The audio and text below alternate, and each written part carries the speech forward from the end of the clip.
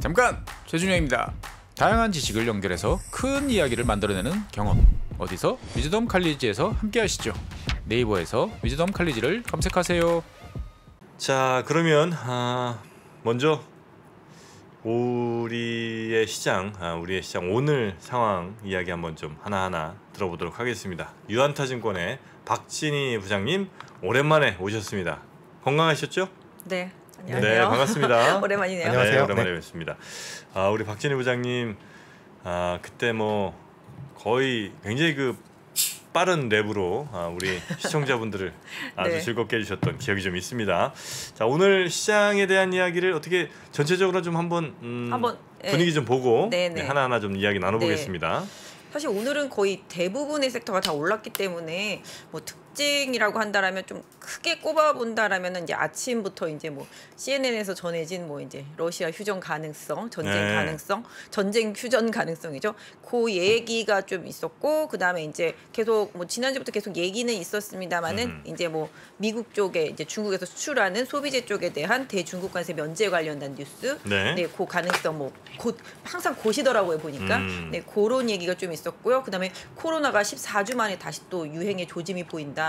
그래서 관련되어 있는 뭐 백신이라든지 그다음에 진단 키트 이쪽들이 상당히 좀 강하게 오르고 제약바이오 섹터주들이 좀 강하게 오르는 흐름이 좀 전반적으로 좀 특징이었었고요. 뭐 그동안 좀 시장 대비해서 잘 버텨줬었던 뭐 자동차가 오늘은 좀 유럽 쪽에서의 좀 배기가스 논란 이런 부분 때문에 좀 살짝 약세였었는데요.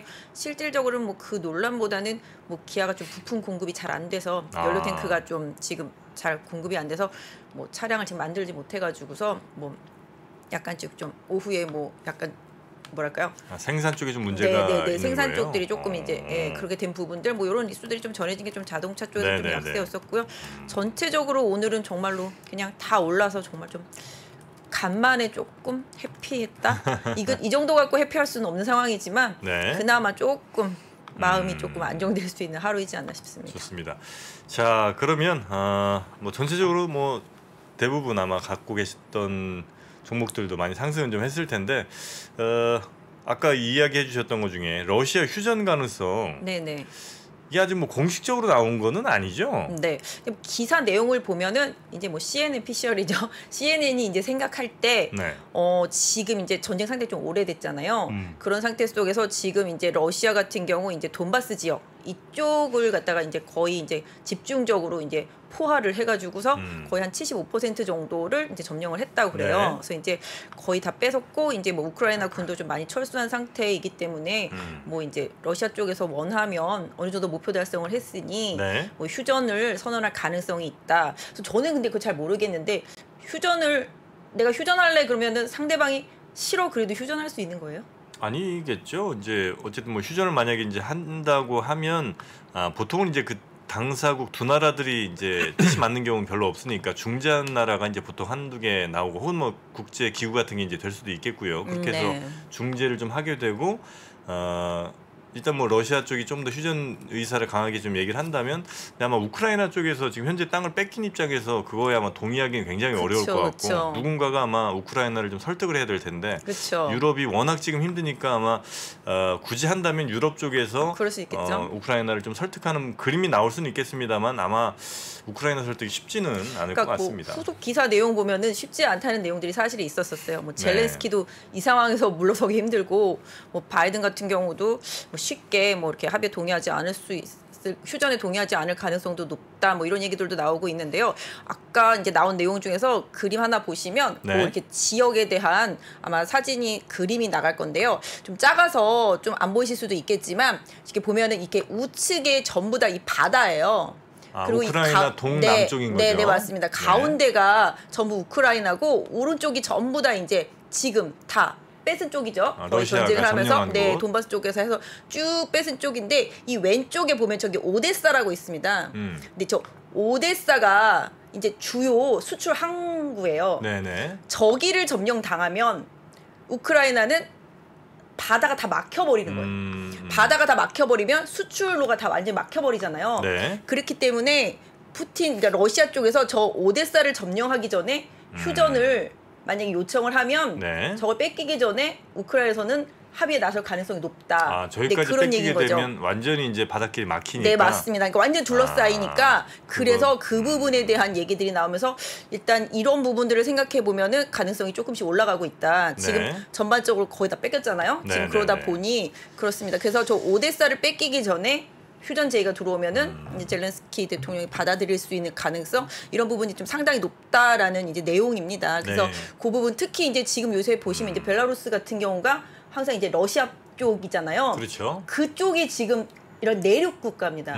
바다가 없기 때문에 네. 그래서 그쪽이 러시아 쪽이랑 이렇게 뭐 러시아 뭐랄까 뭐 부하는 아니지만 그런 쪽으로 친 러시아 정권이 네 있기도 맞습니다. 하고. 네, 그럴 수밖에 네. 없는 게 저렇게 항구가 없기 때문에 네, 그랬었기 네. 때문에 우크라이나도 마지막 남은 저 오데사까지 뺏기고 나면 상당히 어려질 수 있기 때문에 네. 저 부분까지 들어가기 전에 휴전 가능성이 높지 않겠냐 이런 얘기들이 전망들이 상당히 좀 나오고 있다는 네, 거죠? 네 맞습니다. 그런 얘기들이 좀 나오다 보니 뭐 지금 상당히 좀 그동안 좀 러시아 전쟁 때문에 많이 빠졌던 섹터주들이 좀 많이 올랐죠. 특히 뭐 그동안 많이 빠졌던 종목들 대부분이 그냥 거의 다 많이 빠졌었잖아요. 네네. 그러다 보니까 전체적으로 좀 많이 오르고 뭐 경기와 관련되어 있는 부분들도 좀 상당히 좀 많이 올랐습니다. 최근에 이제 가장 이슈가 되는 부분들이 물가잖아요. 네. 뭐 오늘 우리나라 또 소비자 물가 지수도 발표됐지만 기본적으로 이 인플레의 원인이잖아요. 러시아 전쟁이. 그러니까 이 인플레의 원인이 제거된다라면 시장이 좀 더 안정을 보일 수 있겠다라는 시장의 시각들이 좀 많이 올라왔고 네. 최근에 나왔던 기사들을 좀 보면은 아마 아시겠지만 우리는 사실 체감적으로 느끼거든요. 원자재 가격들이 상당히 많이 빠졌습니다. 뭐 네네네. 고물도 그렇고 비철금속료들도 그렇고 대부분 뭐 천연가스도 마찬가지가겠고 이런 원자 가격들이 많이 빠지고 이쪽으로 들어갔던 자금들이 이탈을 하기 시작한 지가 몇 주 정도 됐거든요. 그러니까 이런 부분들을 고려해 본다라면은 이제 좀 인플레 플레이 하는 쪽들의 자금들은 이탈이 좀 나타났다. 이런 쪽 상황 좀 전해지면서 시장이 그런 관련주들 뭐과 반대되는 좀 종목들이 좀 많이 올랐습니다. 네.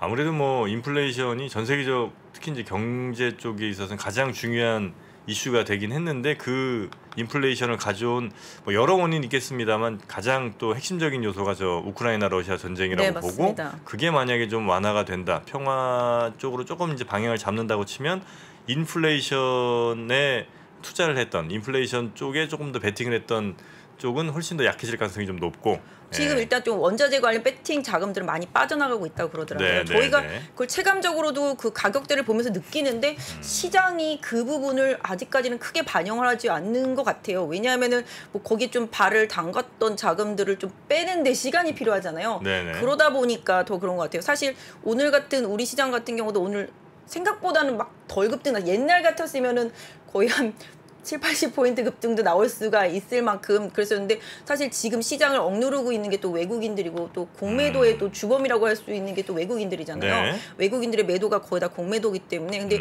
이걸 갖다 쇼커버링을 해주려면은 뭐 본인들이 위로 올려서 쏴줘야지만 되는데 그러지 않잖아요. 그러다 보니까 생각보다 뭐 제 개인적으로는 상승폭이 적었다? 아까 앞에서 말씀해 주실 때는 이게 조금씩 스텝 바이 스텝으로 올라가는 게 가장 좋다라고 말씀을 해주셨지만 전 개인적으로는 좀 이런 급등과 급락이 상당히 좀 여러 차례 좀 반복이 되면서 바닥이 좀 만들어지는 게 저는 좋다고 생각을 하거든요. 네, 그래서 그런 부분들을 고려해봤을 때 지금의 시장의 강한 변동성, 급등 이런 부분들은 좀 시장을 바닥을 만들어가는 과정에서 좀 중요하다라고 보고 있습니다. 네. 완만한 상태에서는 저는 바닥을 잡을 수 없다고 생각을 하거든요. 그러니까 보통 이게 완만한 바닥은 이제 나이키 커브 얘기 많이 하는데 그런 부분들은 좀 경기에는 조금 맞다라고 생각을 하겠지만 네. 시장 지수에는 그 부분은 조금 아니라고 생각하고요. 보통 오히려 그 바닥을 잡을 때 이렇게 네. 급등과 급락을 반복하면서 네. 바닥을 잡는 경우가 많은가요? 네, 맞습니다. 고점에서도 그렇고 저점에서도 그렇고 항상 변동성이 심해지거든요. 그 변동성이 심해지는 과정 속에서 고점도 만들어지고 저점이 만들어져서 지금도 사실은 오늘 올랐어도 모든 분들이 이게 정말 저점일까? 이렇게 체감하기가 사실 힘들잖아요. 네네. 아까 누가 오는데 그러더라고요. 홍길동도 아니고 매수라 부르지 못하고 올랐다고 좋아할 수도 없는 그런 상황입니다. 그래서 지금 오름폭이 커 보이지만 실질적으로 빠진 폭 대비하면 상당히 좀 미미하다고 볼 수 있거든요. 네네네. 하지만 섹터별로는 상당히 다릅니다. 아까 뭐 저희 앞서서도 뭐 진단키트가 뭐 코로나 때문에 얘기를 드리긴 했습니다만은 진단키트 종목들 중에서 일부분은 거의 한 석 달 동안 빠진 거를 이틀 동안 다 회복을 했거든요. 네, 이게 섹터별로 바닥에서는 이렇게 좀 변동성이 많이 커지거든요. 네. 그러니까 뜻하지 않은 뭐 호재도 나오고 뜻하지 않은 악재도 나오면서 변동성이 커지면서 그러면서 수급이 조금 바뀌어가는 현상들이 나오고 아까 앞서서 얘기해 주신 대로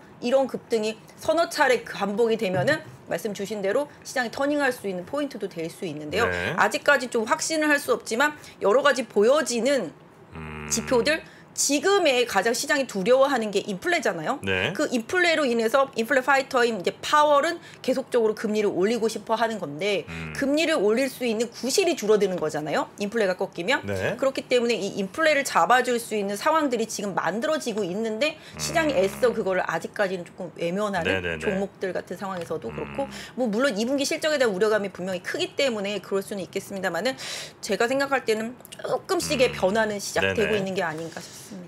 보통 만약에 그 우리 박 부장님의 말씀대로 이제 바닥을 잡는 과정에서의 어떤 등락폭이 크다면 매매를 좀 자주 하시는 분들은 굉장히 크게 당할 수도 있는 혹은 뭐 물론 아주 잘하시는 분들은 꽤 좋은 수익을 거두실 수도 있겠으나 그 내려가는 거랑 이기는 걸 네네. 잘 맞추신다면 근데 보통의 개인 투자자분들은 여기서 매매 좀 잘못하면 꽤나 손실이 커질 가능성도 적지 않겠군요. 이런 바닥 그럴 잡는. 수 있죠. 근데 저도 이제 지점에 있다 보니까 네. 고객분들이랑 많이 이제 호흡을 하잖아요.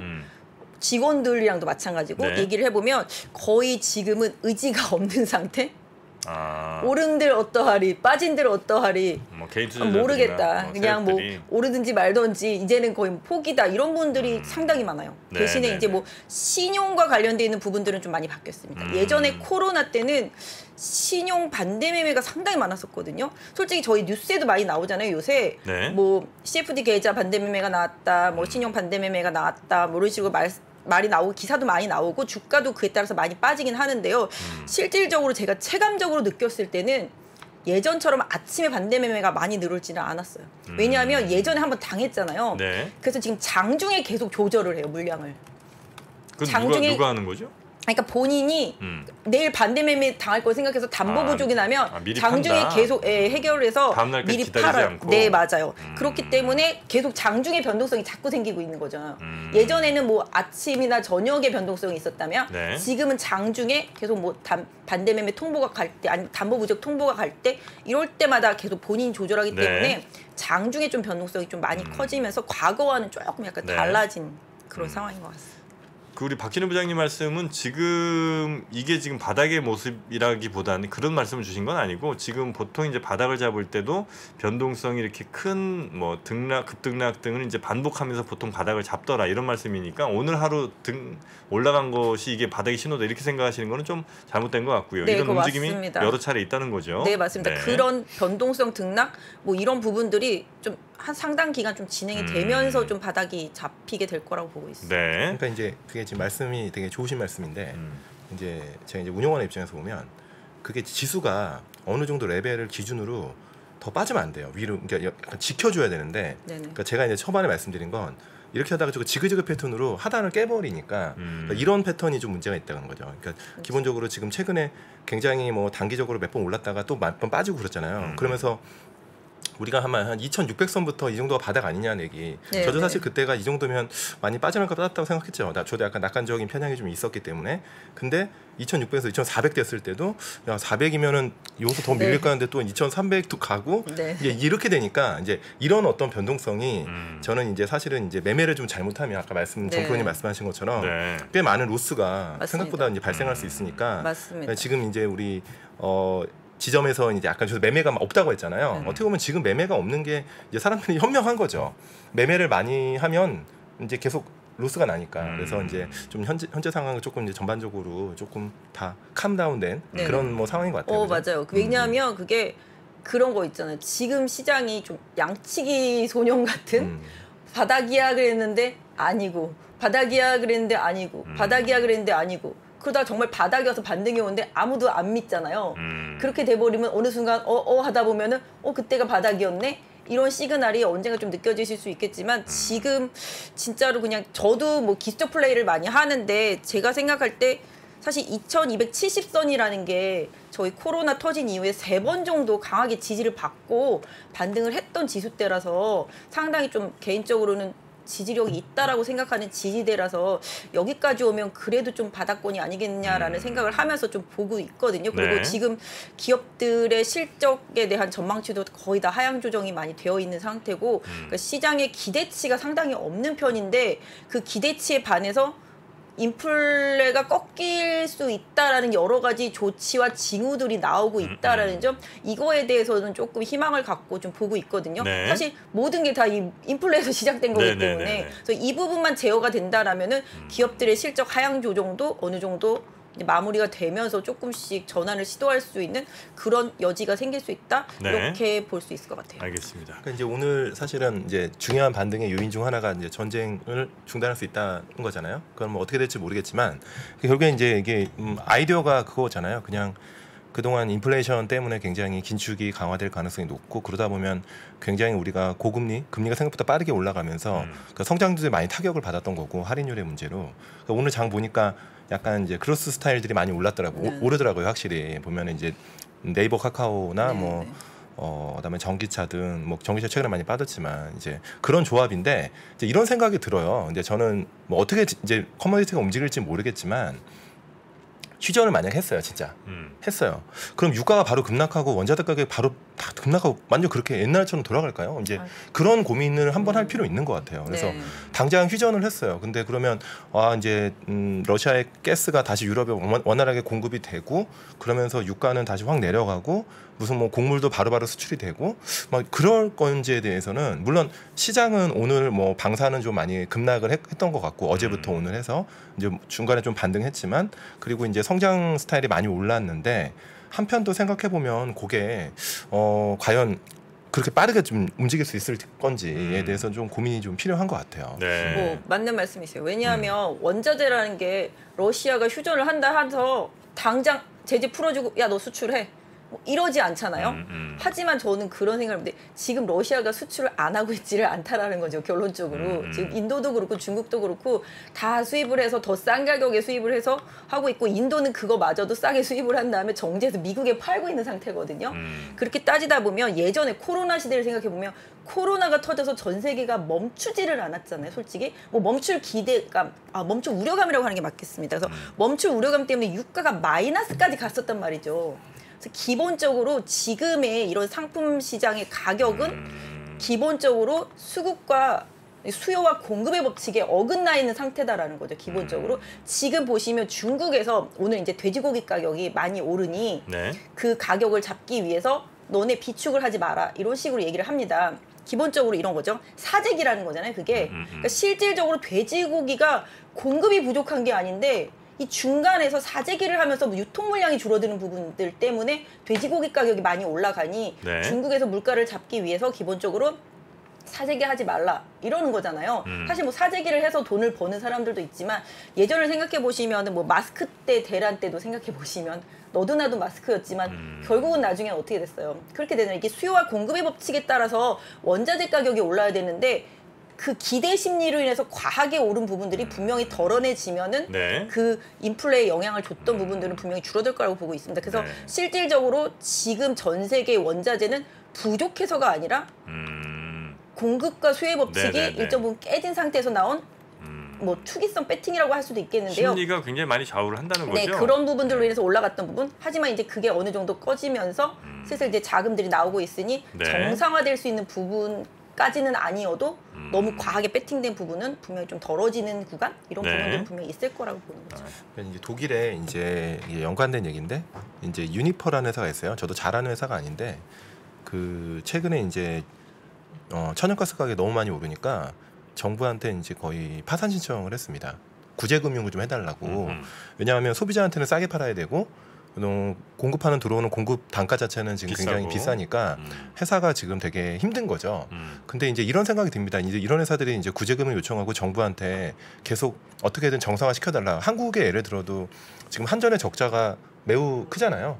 지금 뭐 상상할 수 없을 적자인데 네. 이거는 사실 저는 이렇게 생각합니다. 우리가 이제 전기요금을 어느 정도까지 올리는지에 대해서는 정치적인 이슈고 이제 소비자들이 어떻게 받아들여야 될지 그 접점에 있는 건데 결국에는 후세가 그 부담을 가져간다고 보거든요. 그러니까 결국에는 이게 부채가 쌓이는 거예요.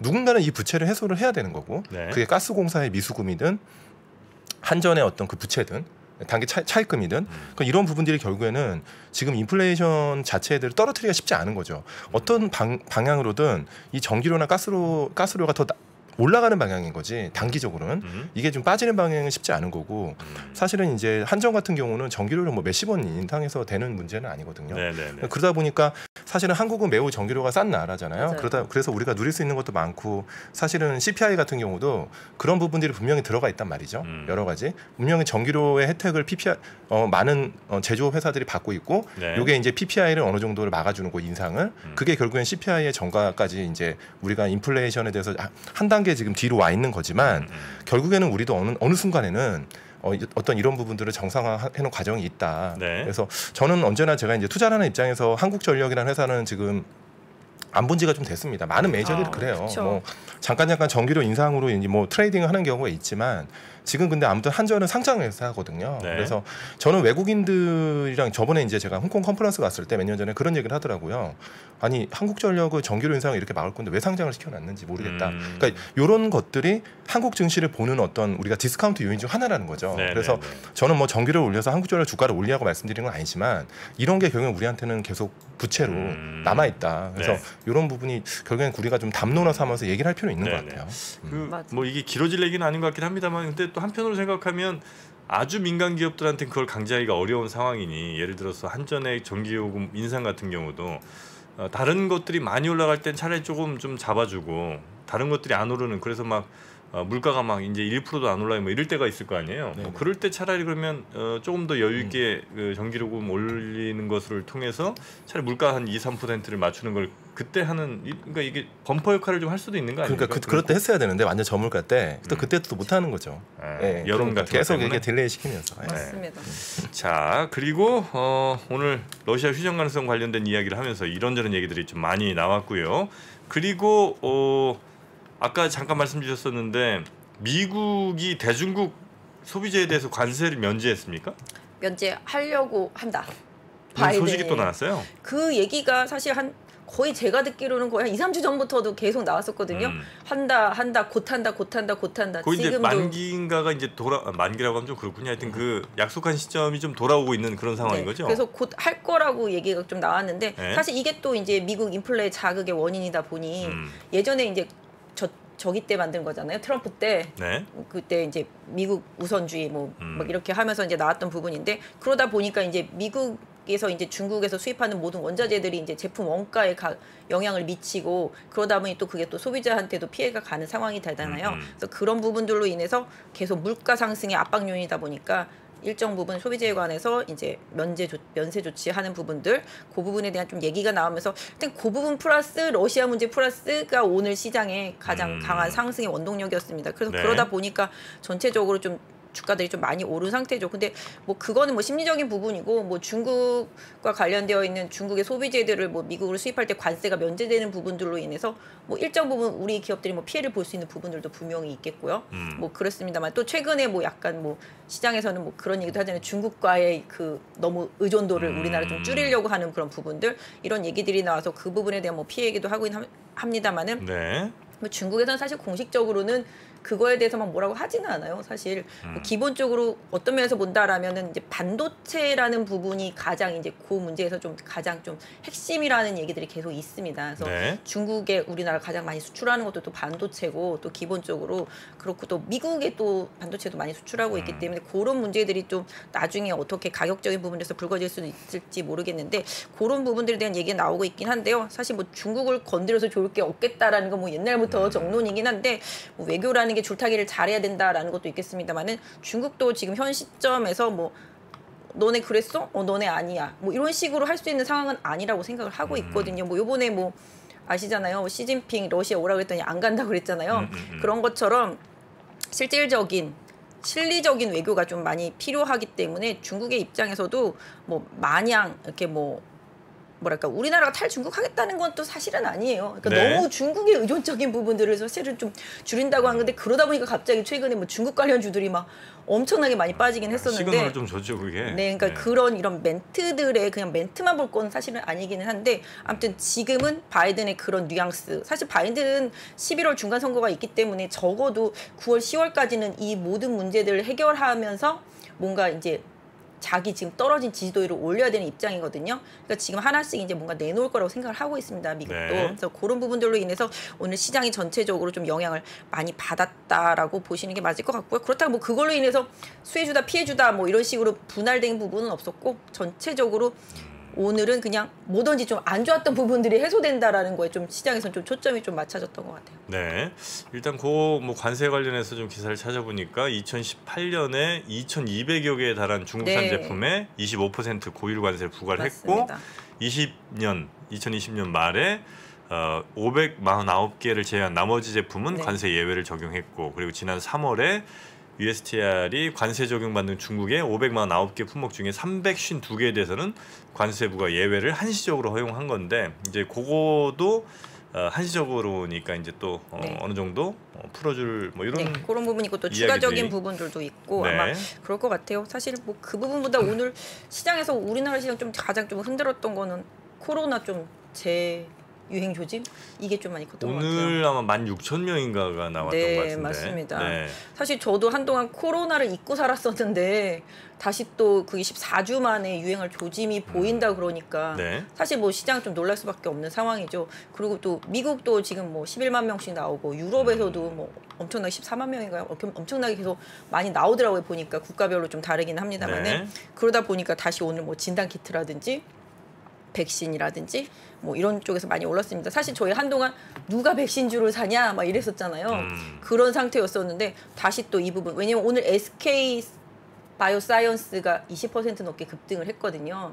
그러니까 요번에 이제 제품으로 나오잖아요. SK 바이오사이언스께. 그래서 네, 백신이 이제 나오게 되는데 20% 넘게 올랐어요.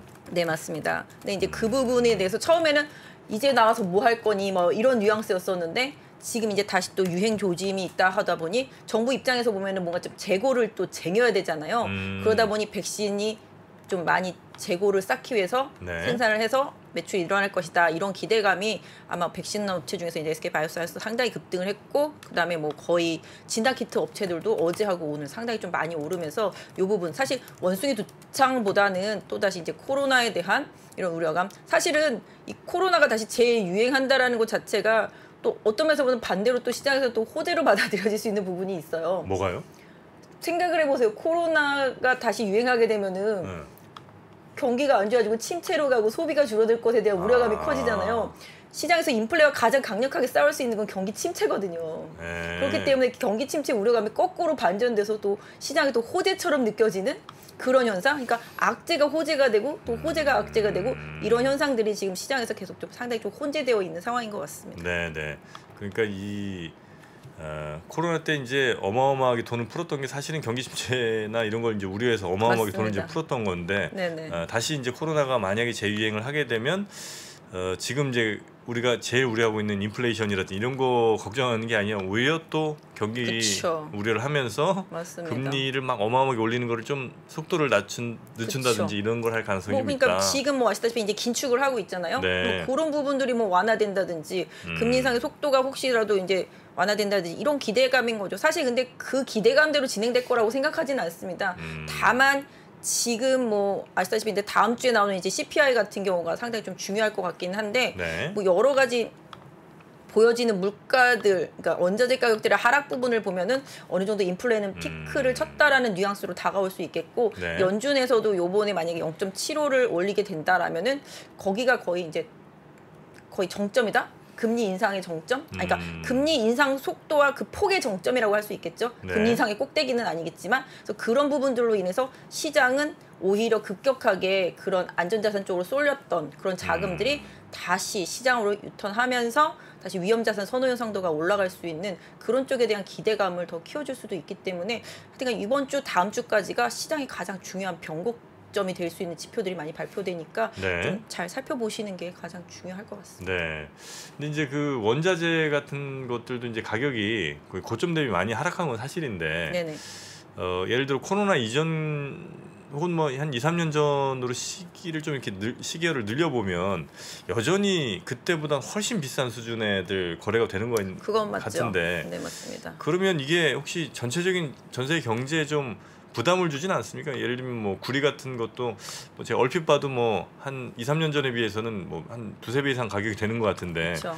그러면 결국 뭔가 뭐 전기 시설을 만들든 혹은 뭐 여러 가지를 만드는 데 있어서 비용이 그만큼 예전에 비해서 꽤 많이 오른 상태가 유지가 좀 되는 거잖아요. 그렇죠, 그렇죠. 네, 그런 게 혹시 경기 혹은 뭐 뭔가 이렇게 다시 시작하는데 좀 많이 부담을 주는 그런 상황까지는 아닙니까? 이미 그렇지 않습니까? 심리적으로는 음. 이미 부담을 많이 받았고 그러다 보니까 LG 에너지 솔루션도 미국에 이거 좀 투자 좀 하려고 했더니 뭐 원가도 너무 많이 올라가고 환율도 너무 많이 올라가고 네. 부담이네. 다시 한번 경제성을 검토해봐야 되겠네. 이런 지경까지 된 거잖아요. 네. 그러니까 결론적으로 아까 말씀해주신 대로 원자재 가격이 2, 3년 전, 그러니까 코로나 이전과 비교하면 당연히 올라가 있는 상태고요.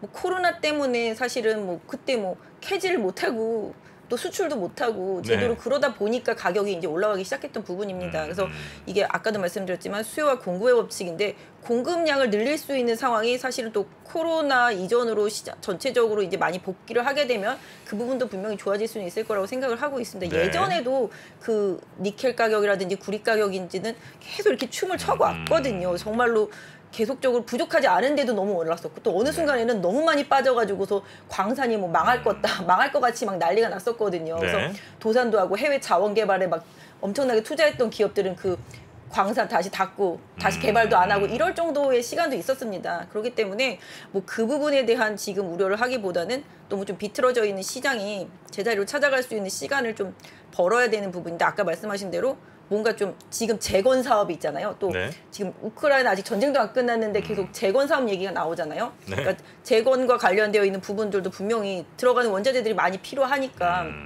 당연히 뭐 시멘트라든지 뭐 철근이라든지 네. 기타 등등 많이 필요하겠죠. 그렇게 되면은 뭐 가격도 분명히 오를 수가 있겠습니다만은 그에 맞춰서 또 아까 말씀드렸던 대로 또 생산량을 또 늘릴 수 있는 여러 가지 상황의 반전도 분명히 있을 수 있기 때문에 네. 가장 시장이 지금 최악의 시나리오만 자꾸 생각하고 있어서 더 앞날이 암울하게만 생각되는 것 같아요. 그래서 네. 최악의 상황만 생각하기보다는 지금은 뭐 그렇다고 너무 최선만 생각할 필요는 없겠습니다만은 아까 말씀드렸던 대로 뭔가 좀 어그러져 있던 부분들이 원위치가 되는 네. 그 부분에 대한 기대치는 그래도 좀 유효하게 가져가는 게 맞지 않겠나라고 보고 있습니다.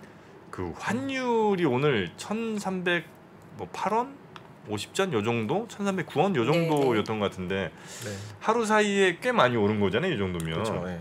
이 정도 많이 올랐으면 사실 우리 그냥 주린 입장에서는 뭐야 이거 우리 시장 또 박살나야 되는 그런 수준인 것 같은데. 뭐 꼭 그렇게만 보실 건 아니고요. 아, 그래요? 결국에는 이제 미국이 하루 쉬었잖아요. 미국 시장의 움직임이 중요하겠죠. 너무 선물 시장 가지고 지금 판단할 이유는 없는 것 같고 유럽이 한 5% 급락해도 미국이 1% 오르면 우리 안 빠집니다. 예, 그 저 리먼 때 많이 봤거든요. 그러니까 우리가 이제 되게 처음 이제 하시는 분들이 착각을 하시는 게 뭐냐면 자꾸 이제 한 6시, 7시 막 저녁에 이제 술 마시면서 나사 선물 막 유럽 엄청 빠진대. 네. 유럽 아무것도 중요하지 않아. 미안한데 유럽 증시한테 너무 미안하지만 미국에서 그냥 막판에 1시간 오르면 게임 끝나요. 그러니까 결국에 미국 증시를 봐야 되는 거고.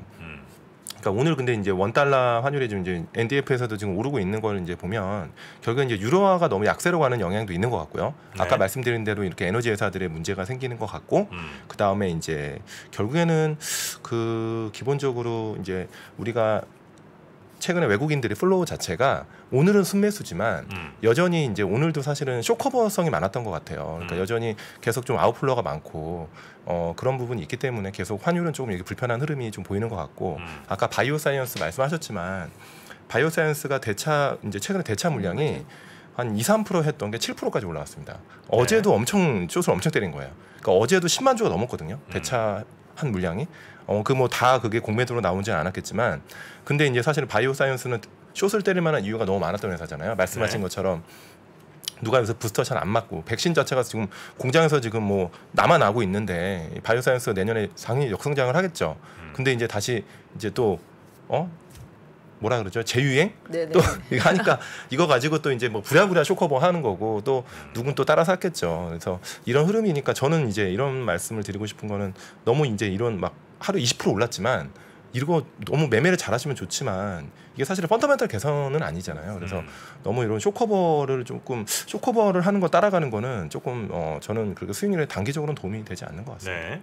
그 이제 뭐 환율 얘기를 제가 잠깐 드리긴 했는데 지금 보니까 이제 달러 인덱스 자체는 그렇게 오르진 않았는데 우리 환율만 이제 올라간 거잖아요. 그러니까 우리 환율의 가치, 우리 돈의 가치만 떨어진 거잖아요.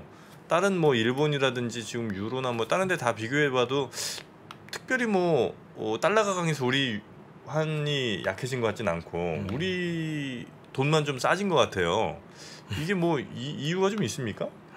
결국 계속 말씀드리지만 지금 일단은 가장 환율과 연계되는 게 이제 외국인들의 자금 유출입, 그다음에 뭐 금리의 어떤 어떤 서로 괴리 이런 네. 측면에서는 지금은 아무튼 미국의 금리 인상이 조금 더 빠를 것 같잖아요. 한국보다는. 오늘 외국인들은 들어왔잖아요. 오늘 하루 들어온 거잖아요. 추세적으로는 계속 지금 빠지고 있는 거니까. 오늘도 뭐 코스닥이랑 뭐 코스피 합쳐서 3천억 되는 것 같은데 많이 들어오긴 했지만 그거 자체로는 이런 흐름을 뒤바꾸지 못하는 것 같아요. 그래서 지금 하늘에서 지금 자꾸 빅스텝 얘기를 하는 것 같고요. 네.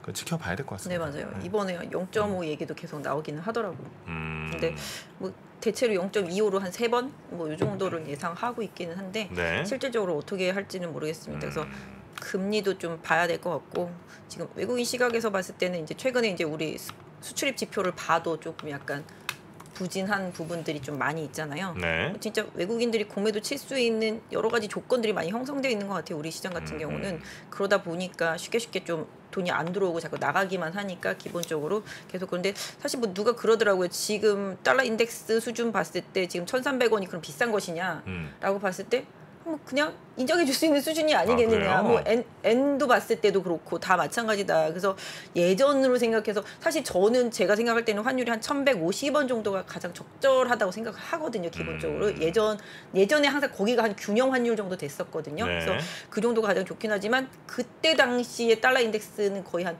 80대 85 막 이때 90도 안 됐었던 것 같아요. 근데 지금 100대 넘어갔으니까 당연히 그에 맞게 올라왔을 거라고 보고 있긴 한데요. 실제적으로 아까 말씀 주셨던 대로 미국의 금리 인상 스텝 이게 상당히 중요하고요. 그게 어느 정도 수준에서 고점이다라는 느낌이 오면은 분명히 이 부분도 조금 더 좋아질 수 있는데 이제 약간 최근에 유가도 오르는 게 우리 한일 부정적일 수밖에 없는 겁니다. 원유 자체가 이제 수입 단가가 올라가니까 거기서 이제 무역 제재 발생할 가능성이 있죠.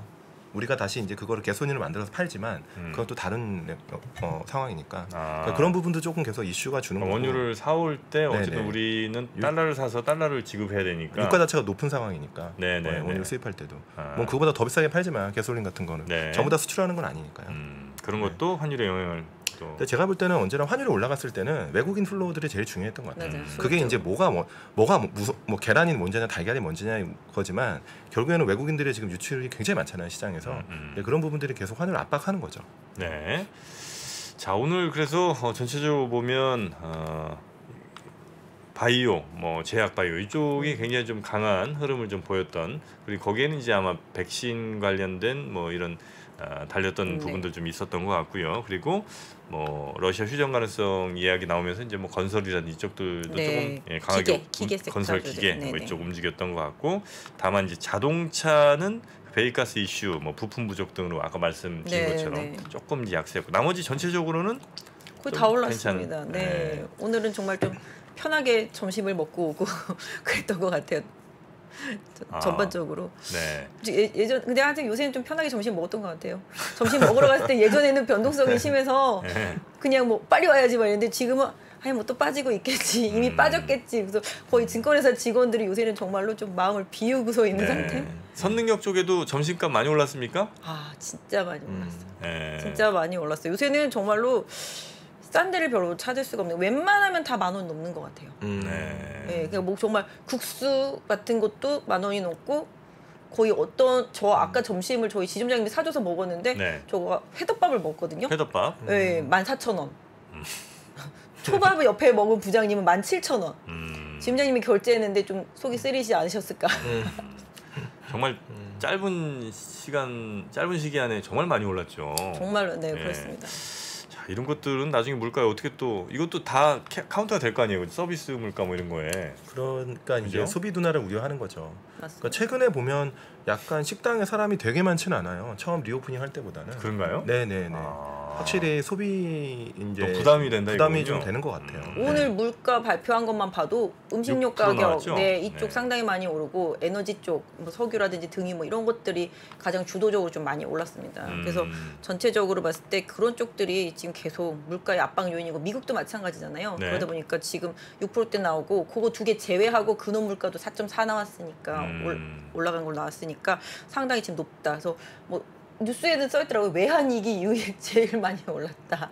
물가가. 뭐든지 요새는 외환위기 이후, 금융위기 이후 이게 딱 붙어요. 지금 환율도 그렇고 지금 외환 보유액도 금융위기 이후로 지금 최저다. 네. 그래서 뭐 위험하다 뭐 이런 식으로 기사. 요새 기사만 보면 어디 무서워서 주식을 하겠나 싶을 정도로 기사가 좀 강하게 나오는데요. 네. 지금 물가도 외환위기 이후로 가장 많이 강력하게 올라 있고 금융위기 수준 정도로 많이 올랐더라고요. 보면 네. 그때 금융위기 때도 5.9였었는데 지금 6이니까 거의 금융위기 수준이다. 뭐 이런 식으로 계속 기사 플레이가 되긴 네. 하더라고요. 그래서 뭐 보면 식당에서 변화는 가장 많이 있습니다. 요새는 주문받는 사람이 없어요. 다 키오스크나 패드 주고서 네가 주문해라 막 이런 식이에요.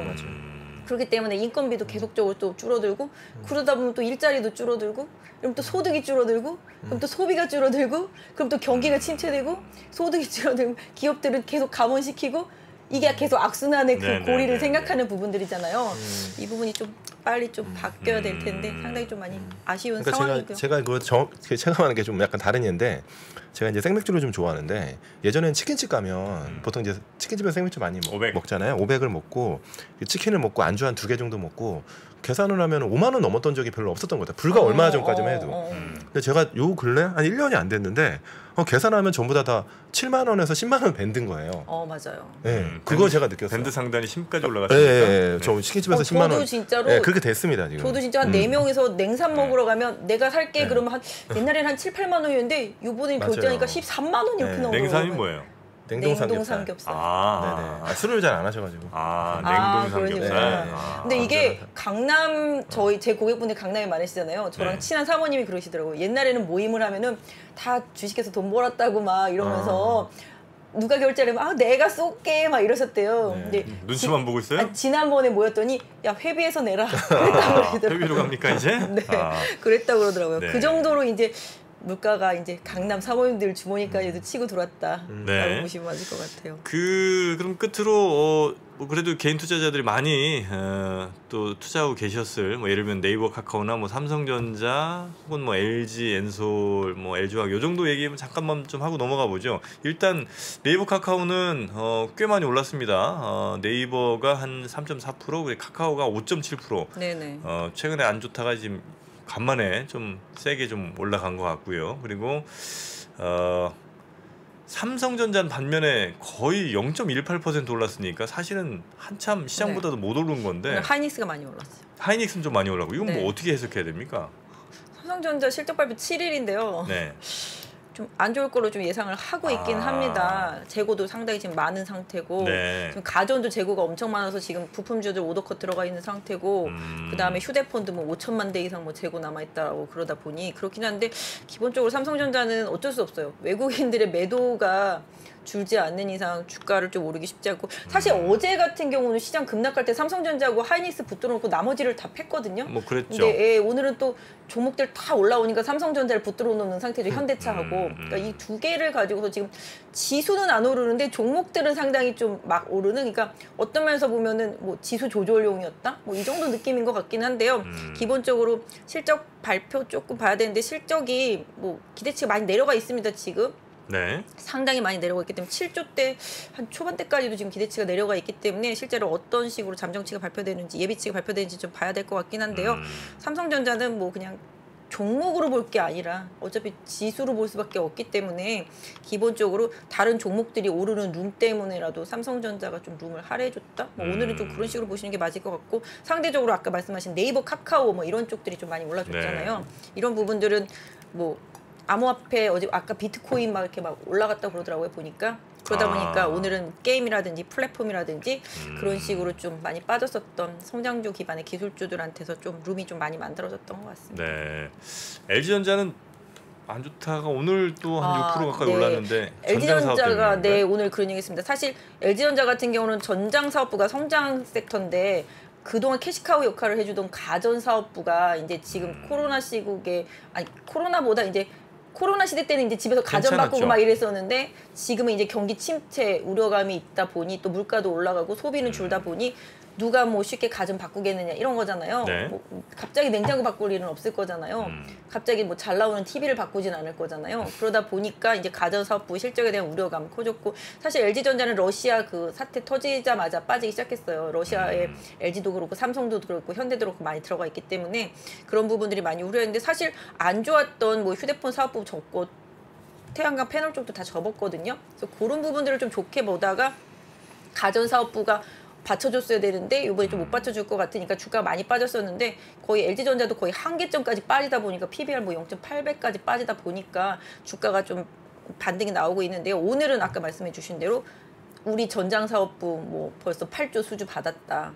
너네 이래도 한번 팰래? 뭐 이런 식으로 뭐 회사 쪽에서 좀 브리핑이 나오니까 좀 강하게 올랐던 것 같아요. 그러니까 이제 LG전자는 TV에서는 이제 기대를 하시면 안 됩니다. 아마 2분기 적자 안 나오면 다행이고 하반기도 거의 돈을 못 벌 거예요. LG전자? 네, LG전자 TV 사업부는 올해는 좀 어렵다고 봐야 됩니다. 뭐 드라마틱한 반전이 나올 가능성이 없진 않겠지만 쉽지는 않을 것 같고요. 네. 그럼 그렇게 되면은 이제 LG전자가 작년에 TV에서 거의 한 1조 정도를 벌었는데 올해는 거의 뭐 한 2천억 벌면 1분기에 번 게 거의 다 할 것 같고 막 뭐 물론 몇백억씩은 벌겠죠.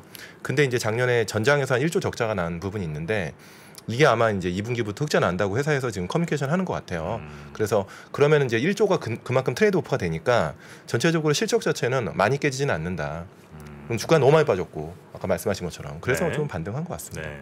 혹시 조선은 오늘 왜 약간 좀 못 갔던 것 같은데 조선은 전쟁의 수혜주로 인식이 되고 있어요. 맞아요. 기본적으로. 전쟁에 대한 수혜주. 네, 그러니까 왜냐하면 그 전쟁이 LNG가 틀 발주, 거니까 네, 그런 것들. 그러다 보니까 또 뭐 천연가스가 빠지면 또 안 나오네 같이, 하면서 네. 어제 오늘 뭐 조선주 오늘도 안 좋았다가 이제 막 오후에는 조금 살짝 반등하고 뭐 그 정도 느낌입니다. 네. 시장에 비해서는 많이 못 갔죠. 그러니까 모든 종목 하나 섹터 하나를 매일매일 이유를 찾는다는 게 사실은 그렇게 그닥 네, 수익에 맞아요. 도움이 되지는 않는 거니까. 네. 그래도 우리는 이제 그런 부분이 어느 정도 설명을 하고 이제 그런 거지만 뭐 하루하루 등락이 어떨 때는 굉장히 랜덤워크 할 때가 많다는 거죠 요즘에는. 네. 특별한 이유 없이. 그렇죠. 예, 예. 근데 갖다 붙이면 요새 다 이유가 되는 것 같더라고요. 그러니까 보니까. 결국엔 결과론적으로 얘기를 할 수밖에 없는 상황이니까 사실은 너무 랜덤워크가 많긴 해요. 네. 그러다 보니까 수익률이 쉽게 내기가 어려운 거죠. 추세가 전혀 없으니까. 요런데 저 꼭 투자 아니더라도 친구들이랑 얘기할 때 좀 필요합니다 이런 거는. 아, 그래요? 야, 조선 왜 이렇게 한 거는? 야 조선은 전쟁이 수혜잖아. 왜 그걸 모르니? 이렇게 할 때. 좀 그동안은 네. 빠졌을 때는 이제 카타르 발주 받았던 거 기발주 같은 게 가격적인 협상이 좀 덜 되면 오히려 팔고도 손해다 뭐 이런 얘기였었는데 나중에 결과 나오고 보니까 그래도 수익을 낼 수 있는 수준의 수주였었다 뭐 이렇게 돼가지고서 계속 오르면서 네. 또 천연가스 관련된 LNG선 발주 뭐 유럽 쪽 미국 왔다 갔다 해야 되니까 그런 부분들이 좀 기대치로 많이 좀 올랐었습니다. 알겠습니다. 자 오늘 7월 5일 화요일 순서 화요일 저녁 마감 상황은 우리 박진희 부장님 오랜만에 오신 유한타증권의 선능력 지점 박진희 부장님과 함께 했고요. 자주 앞으로 좀 뵙도록 하겠습니다. 네, 고생 많으셨고 고맙습니다. 네, 감사합니다. 감사합니다. 네. 투자 위더 스타 본선 2라운드 총 7명의 치열한 경쟁 지금 바로 시작하겠습니다. 자, 본선 2라운드 주제는 바로 향후 가장 유망하다고 생각되는 산업과 탑픽을 선정하라. KB증권 신동준 상무님 모셨습니다. 파이널 라운드에 진출할 4명의 참가자가 오늘 결정됩니다.